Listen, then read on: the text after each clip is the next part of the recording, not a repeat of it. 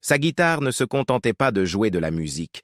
Elle hurlait, pleurait, saignait de la douleur d'une vie vécue trop durement, trop vite. Jimi Hendrix n'était pas qu'une légende du rock, il était une âme en quête de paix, née dans le chaos et façonnée par l'abandon, la pauvreté et le chagrin. De son balai qu'il grattait dans une maison délabrée de Seattle à sa guitare en flammes sur scène, chaque note qu'il jouait portait le poids de son passé. Mais derrière le génie se cachait un garçon qui avait perdu sa mère trop jeune, à qui on avait refusé l'affection, et qui avait appris à parler avec des cordes, parce que les mots n'étaient jamais sûrs. Lorsqu'il est mort à seulement 27 ans, Hendrix n'a pas laissé derrière lui que des riffs et des disques. Il a laissé un silence obsédant. Une place gravée à jamais dans le tragique Club des 27, juste à côté de Brian Jones, Janis Joplin et Jim Morrison. Voici l'histoire de James Marshall Hendrix, la douleur, le génie, la chute et l'héritage qui refuse de s'éteindre. Un portrait de début fragile. Né en 1942 à Seattle, Johnny Allen Hendrix vient au monde en pleine tourmente de guerre. 3 jours plus tôt, son père Al Hendrix avait épousé Lucille Jeter avant de partir pour l'entraînement militaire. En poste en Alabama, Al apprend la naissance de son fils par un télégramme froid, alors qu'il est détenu sans motif. Pendant ce temps, Lucille, seule et sans argent, s'appuie sur sa famille et ses amis pour s'occuper du nouveau-né, notamment sa sœur Dolores Hall et leur voisine Dorothy Harding.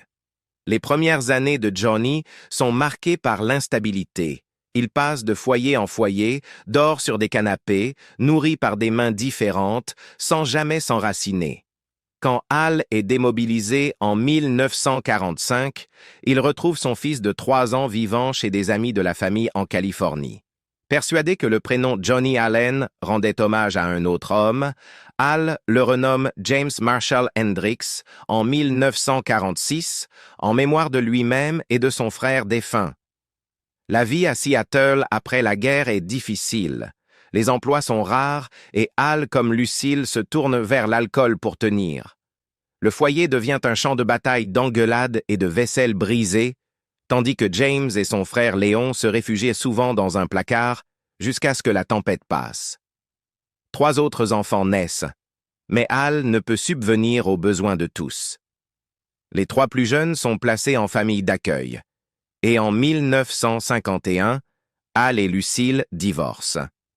James et Léon restent avec leur père. L'école n'apporte que peu de réconfort. James est timide, poli, mais toujours en marge. Son seul refuge, imaginer qu'un balai est une guitare et gratter son manche avec passion.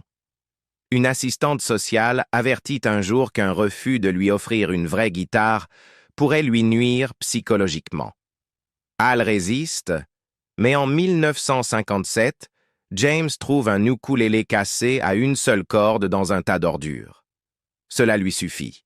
Il apprend seul à jouer Hound Dog d'Elvis Presley et découvre dans la musique un exutoire émotionnel. Le drame frappe en 1958. Lucille meurt d'une rupture de la rate causée par une cirrhose. James, 15 ans, est interdit par Al d'assister aux funérailles. À la place, son père lui tend, à lui et à Léon, des verres de whisky en disant « C'est comme ça qu'un homme fait face au chagrin ».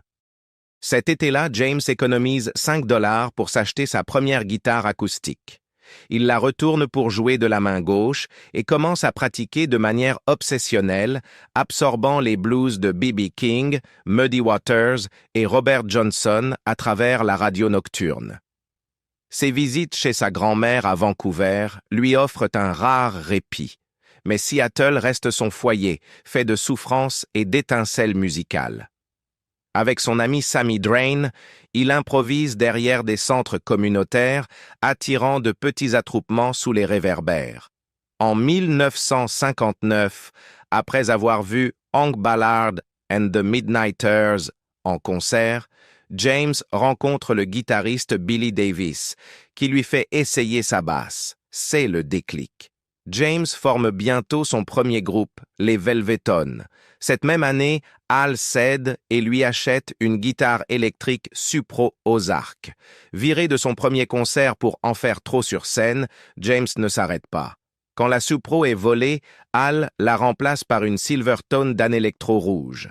D'un ballet à un ukulélé cassé, puis à des guitares d'occasion, James Marshall Hendrix construit son son pièce par pièce, résilient, à contre-courant, totalement original. Ces années fondatrices, pleines de pertes et de désirs, posent les bases d'une des plus grandes légendes de la musique. Un bref passage dans l'armée. Avant ses 19 ans, Jimi Hendrix fait face à un choix brutal, la prison ou l'armée. Pris 2 fois à bord de voitures volées, il opte pour l'enrôlement et signe le 31 mai 1961. Après sa formation en Californie, il est envoyé à Fort Campbell, Kentucky, base de la 101e division aéroportée. Loin de Seattle, Hendrix peine à s'adapter à la discipline stricte et aux entraînements physiques éreintants. « Il te tue à la tâche », écrit-il dans une lettre à son père, rêvant de retrouver la seule chose qui lui apporte la paix, sa guitare. Il supplie son père de la lui envoyer, et quand sa Silvertone d'Anelectro rouge, surnommée Betty Jean, arrive enfin, elle devient son échappatoire. Mais les autres soldats se moquent de sa passion, cachent sa guitare, le charrient, jusqu'à ce qu'ils l'entendent jouer. Même au cœur de la vie militaire, la musique offre à Hendrix de brefs moments de liberté. En novembre 1961, une rencontre va tout changer. Un autre soldat, Billy Cox, entend Hendrix jouer et le rejoint. Ensemble, ils improvisent sur des standards de blues et de jazz, attirent des foules et forment un groupe, les Casuals. Leurs sessions électrisent la base d'une créativité inattendue. Bien qu'il obtienne son insigne des Screaming Eagles en janvier 1962, Hendrix reste un marginal. Mauvais tireur, absent aux appels, souvent endormi pendant les corvées, ses supérieurs perdent patience. Aucun intérêt pour l'armée, note son sergent, à libérer dès que possible. Le 29 juin 1962, Hendrix est libéré sous conditions honorables. Il évoquera plus tard une blessure en parachute, mais aucun rapport ne le confirme. Quelle qu'en soit la raison, ce départ est décisif. La vie militaire a tenté d'étouffer son esprit, mais elle n'a jamais pu éteindre sa musique. Il quitte l'armée guitare en main, non pas pour retourner à l'enfermement, mais pour avancer vers la scène mondiale. De seedman à pionnier psychédélique. Après sa libération de l'armée en 1962, James Marshall Hendrix, alors âgé de 20 ans, retrouva la vie civile, tenant fermement sa guitare d'Anelectro usée et animé d'une ambition fébrile. Il prit le nom de scène Jimmy James et passa les années suivantes en tant que musicien de session, accompagnant des stars du R&B en tournée. Un soir, il partagea la scène avec Wilson Pickett, un autre, il remplaça Sam Cooke. En 1964, il s'installa à Harlem et rejoignit les Upsetters de Little Richard. Mais des tensions ne tardèrent pas à surgir. Selon le frère de Richard, Hendrix était toujours en retard pour le bus et flirtait avec toutes les filles. Et ses pitreries sur scène finirent par creuser un fossé entre eux. En 1965, Hendrix fut renvoyé. Un revers qui redirigea son destin.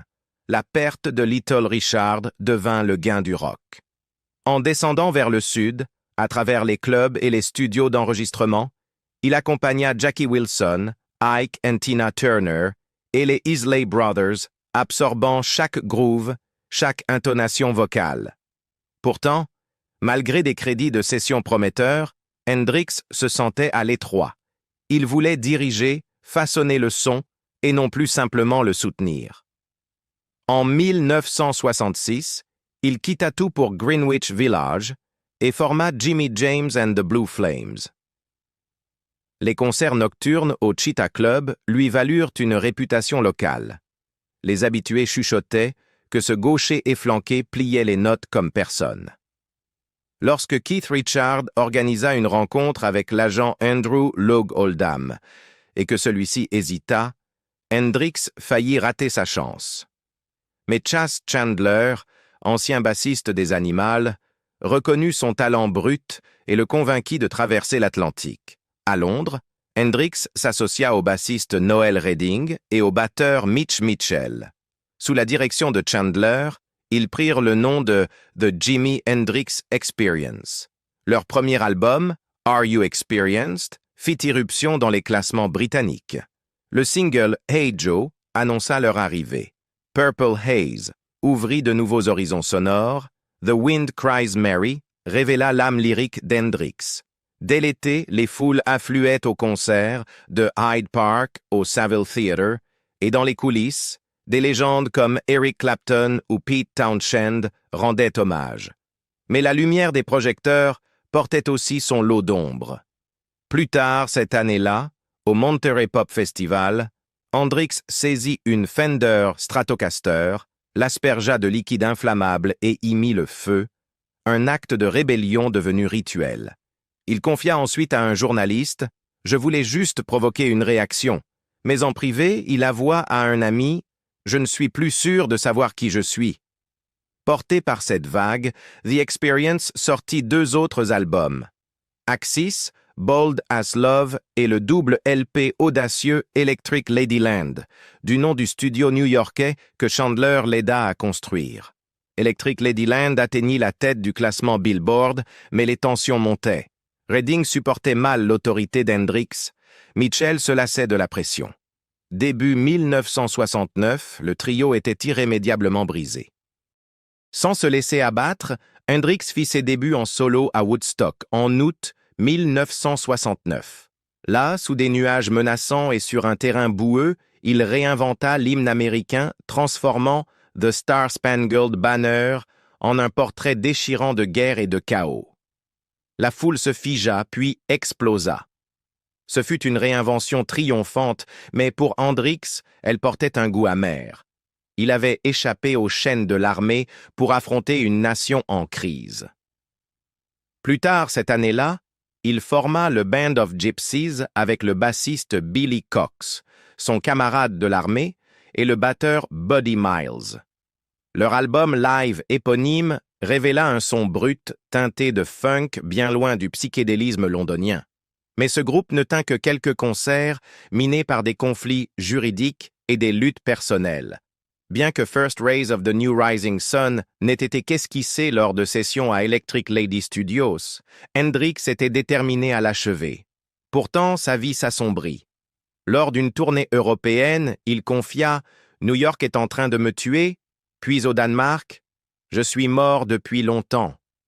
Lors d'un festival en Allemagne, il refusa de jouer sur une scène détrempée. Lorsqu'il monta enfin, ivre, les Hells Angels en charge de la sécurité semèrent le chaos, allumant des feux, blessant des techniciens, laissant Hendrix désabusé. Il quitta précipitamment le continent, superstar poursuivi par le tumulte, les démons sous les projecteurs. Pourtant, derrière chaque solo enflammé et chaque ovation debout se cachait un démon implacable, l'addiction et un profond trouble intérieur. Peu importe à quelle hauteur s'envolait sa guitare, cette ombre le suivait de chaque performance euphorique jusqu'au silence de sa solitude. En juillet 1962, tout juste sorti de l'armée et avec environ $400 en poche, il entra par hasard dans un petit club de jazz à Clarksville, Tennessee. « Je suis entré dans ce bar de jazz et j'ai pris un verre », raconta-t-il plus tard. « J'ai aimé l'ambiance, alors je suis resté. Les gens disent que je peux être un peu fou, mais toujours sympa. Bref, ce jour-là, je me sentais vraiment généreux. Je devais distribuer des billets à tous ceux qui en demandaient. Je suis sorti de là avec $16. Ce soir-là marqua bien plus qu'un simple salaire gaspillé. Ce fut le premier signe clair d'une addiction qui allait le hanter toute sa vie. L'alcool devint rapidement le fléau de son existence, le poussant à des accès de colère, parfois même à de rares accès de violence physique, inhabituels chez lui. Ses amis remarquaient le schéma. Après quelques verres, il pouvait exploser sans avertissement. Herbie Worthington, un compagnon de longue date, déclara que lorsqu'il buvait trop, il devenait simplement un salaud. Sharon Lawrence, une autre proche, expliqua que l'alcool déclenchait une colère enfouie, une fureur destructrice qu'il ne montrait presque jamais autrement. Même au sommet de sa gloire, il comptait sur la bouteille pour combler un vide que ni les applaudissements ni la reconnaissance ne pouvaient apaiser. Fin 1966, alors que sa carrière prenait son envol, il commença à expérimenter le LSD et d'autres psychotropes. Cathy Etchingham, sa compagne par intermittence, se souvenait « Comme la plupart des accros à l'acide, il avait des visions et voulait créer une musique qui reflétait ce qu'il voyait. Il essayait d'expliquer ça aux gens, mais ça ne faisait pas sens car ce n'était lié à aucune réalité. » Robbie et Schreiber soutiennent qu'il a testé le LSD peu après sa rencontre avec Linda Keith à Londres. Le biographe Charles Cross place sa première expérience au Monterey Pop Festival en juin 1967. Quoi qu'il en soit, il se mit bientôt à consommer cannabis, hashish, amphétamine et parfois cocaïne, souvent en combinaison. Comme l'a noté Cross, peu de stars étaient aussi intimement liés à la culture de la drogue que lui. L'un des premiers aperçus publics de son autodestruction eut lieu en janvier 1968 lors d'une tournée européenne. À Göteborg, en Suède, il brisa une vitre à l'hôtel Opalen durant une rixe alcoolisée, se blessant à la main droite. Arrêté et relâché sur le champ, il plaida coupable par la suite et écopa d'une lourde amende. Même s'il canalisait sa rage dans des solos transcendés sur scène, en coulisses, il se désintégrait, emporté par la colère et l'ivresse. La violence s'intensifia dans sa vie privée. En 1969, après un cambriolage à son domicile de Benedict Canyon, il accusa son ami Paul Caruso de vol, le lança des pierres et le chassa de sa propriété. Quelques jours plus tard, il frappa sa compagne Carmen Borrero au-dessus de l'œil avec une bouteille de vodka, la blessant au point qu'elle dut recevoir des points de suture. Ces épisodes furent peu relayés par la presse à scandale, mais gravés dans la mémoire de ses proches. Cette même année, en mai 1969, il fit face à la menace judiciaire la plus sérieuse de sa vie. En transit à l'aéroport international de Toronto, les douaniers découvrirent une petite quantité d'héroïne et de hashish dans ses bagages. La caution fut fixée à 10 000 $, près de 86 000 $ actuels, et il dut revenir pour son procès en décembre. Le ministère public devait prouver qu'il savait que ces drogues lui appartenaient et lui affirma qu'un fan les avait glissées dans ses affaires. Au tribunal, il déclara « Un fan m'a donné un flacon de ce que je pensais être un médicament légal que j'ai mis dans mon sac. Je n'y ai plus pensé jusqu'à ce que la douane le trouve. » Son témoignage et l'argument de la défense selon lequel tout le monde avait été averti d'un raid lui évitèrent la prison et il fut acquitté. Mais cet acquittement n'apporta guère de soulagement. Il ressortit du procès plus isolé que jamais, hanté par le spectre de nouvelles poursuites et conscient que chaque badge backstage pouvait cacher un piège. En interview, il se montrait de plus en plus sombre, évoquant des démons intérieurs que ni la vodka ni les acides ne parvenaient à exorciser. Son génie à la guitare laissait les foules sans voix. Sa dépendance à la drogue et à l'alcool le rendait épuisé, imprévisible, parfois même effrayant. Au final, les mêmes substances qui alimentaient sa créativité rongeaient sa vie, l'isolant de ses amis, terrifiant ses amantes, et laissant des blessures que ni la célébrité ni la fortune ne purent guérir. Les derniers chapitres. En 1969, Jimi Hendrix avait déjà redéfini le son du rock, mais sa propre vie partait en vrille. Le groupe The Jimi Hendrix Experience s'était dissous, usé par les tensions créatives. Noel Redding supportait de moins en moins l'autorité sans compromis de Hendrix, tandis que Mitch Mitchell, épuisé par les tournées incessantes, aspirait à une pause. Mais au lieu de ralentir, Hendrix fonça droit devant. À Woodstock, en août 1969, il transforma The Star Spangled Banner en un cri de protestation brûlant. qu'il décrivit plus tard comme « ma déclaration sur l'Amérique ». Cette performance cimenta sa légende, mais en coulisses, il se sentait vide, hanté par une quête intérieure sans fin. De retour à New York, Hendrix fit face à des batailles juridiques qui reflétèrent son tourment intérieur. Son ex-petit ami Devon Wilson le poursuivit pour une reconnaissance de paternité et une dispute contractuelle l'attendait à la Haute Cour de Londres. Les méthodes oppressantes de son manager Michael Jeffrey ne firent qu'accentuer son stress. Dans une interview donnée au Record Mirror en septembre 1970, il balaya l'étiquette de « roi de la guitare » d'un ton ironique. Si ça les dérangeait vraiment, ils ne seraient même pas là aujourd'hui. Mais derrière l'humour se cachait l'insomnie et le doute. « Je n'arrive pas à me concentrer pour écrire une chanson », confia-t-il à son ami Sharon Lawrence. En quête de renouveau musical, Hendrix forma le Band of Gypsys avec le bassiste Billy Cox et le batteur Buddy Miles. Leur série de concerts au Fillmore East de New York vibrait de funk et de messages sociaux. Mais les tensions autour de l'argent et de la direction artistique finirent par faire imploser le groupe. L'Europe ne lui apporta aucun répit. Accablé de fatigue, Hendrix livrait des concerts désorganisés, se lamentant « Je suis mort depuis longtemps ». En Allemagne, il refusa de jouer sur une scène mouillée, craignant une électrocution, et des bagarres éclatèrent entre la sécurité et les techniciens. Sa célébrité était devenue une arme à double tranchant. De retour à Londres, Hendrix se plongea dans son rêve, le studio Electric Lady.